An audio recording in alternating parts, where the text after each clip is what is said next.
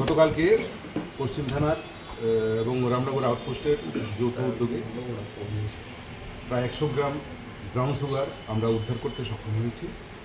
গোপন সূত্রে খবর ছিল যে এখানে একটা ড্রাগ হ্যান্ডওভার টেকেন ওভার হওয়ার চান্স আছে। সেই অনুযায়ী সেখানে পুলিশ সিভিল ড্রেসে এবং পোশাকে ছিল এবং সেই প্রোগ্রাম অনুযায়ী বরজলা টিআরটিসি অফিসের সামনে ও যখন ড্রাগসগুলি নিয়ে আসে তখন তাকে ধরা হয়। ধরার পর চেক করা হয়। চেক করার পর তার কাছে 9টি পাউচ পাওয়া যায়, যার প্রতিটিতে 9.99 গ্রামের মতো আছে, অর্থাৎ টোটাল প্রায় 100 গ্রামের মতো ব্রাউন সুগার আছে, যেগুলি বাজার মূল্য নট লেস দেন 8 লাখ। তাকে জিজ্ঞাসাবাদ করার পর তার নাম জানা যায় রাজীব দত্ত, তার বাবার নাম প্রদীপ দত্ত, বাড়ি নতুন কলোনি কমলাসাগর।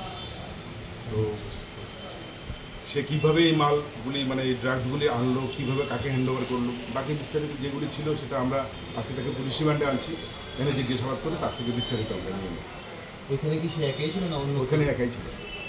তার সাথে কি আর কেউ জড়িত আছে এরকম? এটা আমরা এখন মানে ইনভেস্টিগেশন এবং ইন্টারোগেশন এই দুটোর মাধ্যমে পাবো। তার সঙ্গে কি কি পাওয়া যায়? একটি মোবাইল আছে, তার আই কার্ড আছে এবং বাকি ড্রাগস। তো সেই ড্রাগসগুলো কীভাবে ক্যারি করতেছিল? মানে একটা ব্যাগের মধ্যে ছিল।